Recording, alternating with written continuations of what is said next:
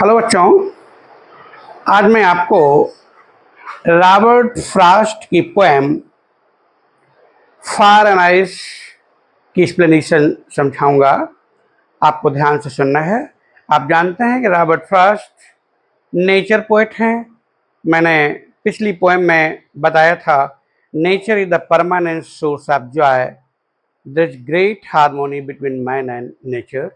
लेकिन ये poem fire and ice, ये बेटे किसको रिप्रेजेंट करते हैं, जरा ध्यान दीजिए। मैंने बनाया इधर ये टेबल। फायर का मतलब है greed, conflict, cruelty, fury, lust, intolerance. और आइस का मतलब है hatred, insensitivity, coldness, indifference, rigidity.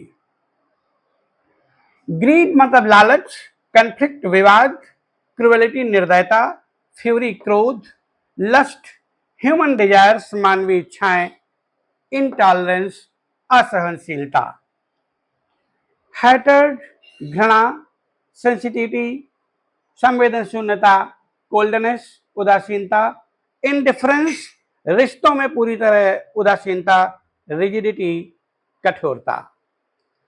तो मेरे पोएम को देखते हैं एक बार और पूरा एक एक वर्ड समझते हैं, आपको समझ में आएगा। यहां लिखा मैंने, some say the world will end in fire, some say in ice। कुछ लोग कहते हैं the world will end in fire, कि ये संसार आग से नष्ट होगा। इस संसार का अंत अग्नि के रूप में होगा। सम से इन आइस, और कुछ लोग कहते हैं कि संसार का अंत बर्फ के रूप में होगा। From what I have tested of desire, लेकिन यहां पर कवि कहता है कि उसकी उग्र भावनाओं और वासनाओं में लिप्त रहा है। वह अपने अनुभव के आधार पर कहता है कि वह उन लोगों के साथ खड़ा, I hold with those, hold माने पक्ष लेना, मैं उन लोगों का पक्ष लेता हूं हु फेवर फायर, जो फायर का फेवर करते हैं, जो इसके साथ खड़े हैं कि संसार का अंत फायर से होगा, अग्नि से होगा। एक बार बेटा फिर हिंदी समझ लेने, इस संसार का अंत अवश्य होगा, लेकिन कैसे? कुछ लोग कहते हैं कि संसार का अंत अग्नि के रूप में होगा, और कुछ लोग कहते हैं कि संसार का अंत बर्फ से होगा। बट आई होल्ड, लेकिन मैं पक्ष लेता हूं विद दोज, उनका हु फेवर फायर, जो अग्नि का पक्ष लेते हैं। यानी अग्नि का मतलब कैसे अंत होगा संसार का? लालच से, विवाद से, क्रुएलिटी से, फ्यूरी से, लस्ट से, इंटॉलरेंस से। संसार को नष्ट करने के लिए ये चीजें मनुष्य के अंदर जो भरी हुई हैं वो पर्याप्त हैं। ग्रीड मीन्स लालच, कंफ्लिक्ट मीन्स आपसी विवाद, क्रुएलिटी माने निर्दयता, फ्यूरी माने एक दूसरे के प्रति क्रोध, लस्ट ह्यूमन डिजायर्स लालच, इंटॉलरेंस बिल्कुल सहन शक्ति का न होना। क्लियर बेटे? And second, but if it had to perish twice, perish माने नष्ट होना, I think I know enough of it to say that for destruction ice is also great and would suffice. Suffice का मतलब sufficient, sufficient का मतलब पर्याप्त। लेकिन यदि संसार को एक बार ही नहीं 2 बार नष्ट होना हो, but if it had to perish twice, लेकिन अगर इस संसार को एक बार ही नहीं 2 बार नष्ट होना हो, तो घृणा इस तरह के विनाश के लिए आवश्यक है। हैटर्ड माने घृणा, इनसेंसिटिविटी संवेदनशीलता, कोल्डनेस उदासीनता, ये सब संसार के विनाश के लिए पर्याप्त हैं। पोएट सोचता है कि उसने इस संसार में काफी घृणा को देखा और अनुभव किया है।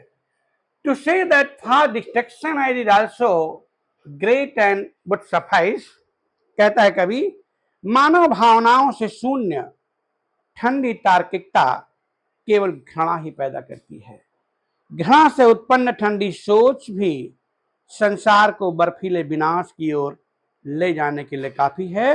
सिर्फ बर्फ ही इस विनाश के लिए पर्याप्त है। दूसरे शब्दों में कवि कहता है, पहले तो उसने बोला कि संसार को विनाश के लिए, संसार का विनाश निश्चित है अगर व्यक्ति के अंदर ये चीजें हैं, greed, conflict, cruelty, fury, lust और इंटॉलरेंस। और कहता है अगर संसार को विनाश होना ही है तो दूसरा भी तरीका है, घृणा, इनसेंसिटिविटी, कोल्डनेस, इंडिफरेंस और रिजिडिटी। इनसे भी संसार बिना नष्ट हुए नहीं रहेगा। दो शब्दों में कवि कहता है कि संसार को नष्ट होने के लिए और किसी चीज की जरूरत नहीं है। आपस में जो फायर एंड आइस है, फायर रिप्रेजेंट करता है ग्रीड, कन्फ्लिक्ट को, और आइस रिप्रेजेंट करता है हेटर्ड, इनसेंसिटिविटी और कोल्डनेस को। ये संसार के नष्ट होने के लिए पर्याप्त है। अगर कोई पूछे कि इस पोएम की थीम क्या है, सेंट्रल आइडिया क्या है, तो the poet expresses the idea that the world would end either of two ways, by ice or by fire. Fire symbolizes human desires, greed and cruelty. And in other hand, ice symbolizes indifference in human relationships, hatred, coldness and rigidity. But these are the points of central idea and the theme of the poem. Question एक आता है अक्सर कि इसकी poetic device क्या है, तो देखिए बेटे, poetic device alliteration, repetition of same consonant word, favour fire, word will, some से।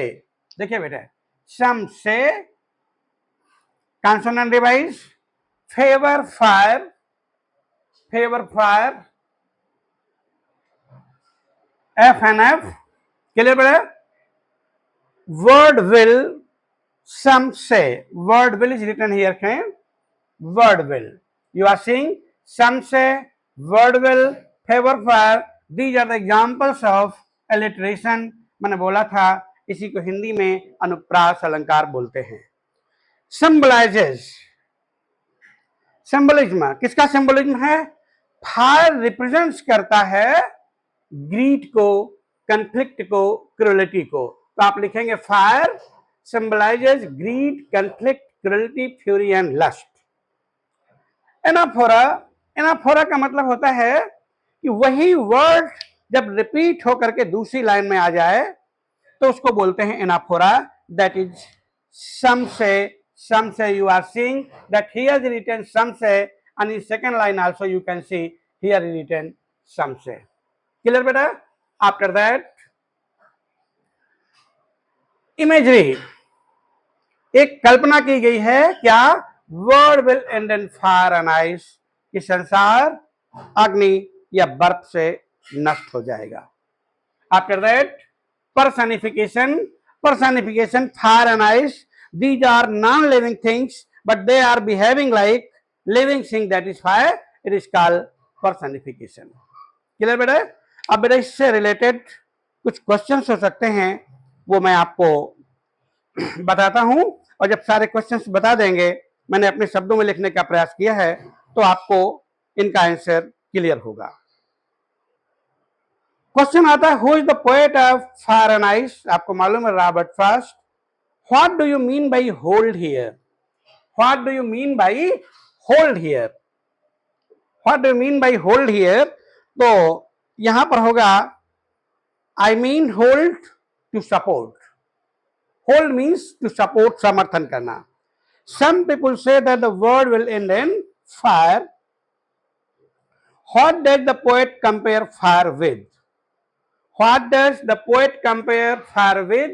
The poet compares fire with greed, fire with conflict, fire with cruelty, fire with fury, fire with lust and fire with intolerance। कोई भी word आप use कर सकते हैं। Next question, what message does the poet want to convey through this poem? What message the poet want to convey through this poem? इस poem के माध्यम से कवि क्या मैसेज देना चाहता है? कवि मैसेज देना चाहता है, life is unpredictable and death is inevitable. Death is inevitable, मृत्यु अपरिवर्तनीय है, मृत्यु जीवन का शाश्वत सत्य है, बोला गया death is the ultimate goal of life. Second paragraph में क्या क्वेश्चन बन सकते हैं, what that it stand for in the first line, it किसके लिए यूज हुआ है, it has been used for word, संसार के लिए। Second, what would be sufficient to in the word twice, आपको मालूम है बेटे इनमें से कोई भी वर्ड दिया है, ये grid, hatred, coldness, fury, these are the sufficient to word end. Question है, here the rhyming scheme used by the poet is, rhyming scheme आपको क्लियर मालूम है, मैंने कल अगले पोएम में बताया था, A fire desire, A ice and fire, clear बेटे, ए बी और ए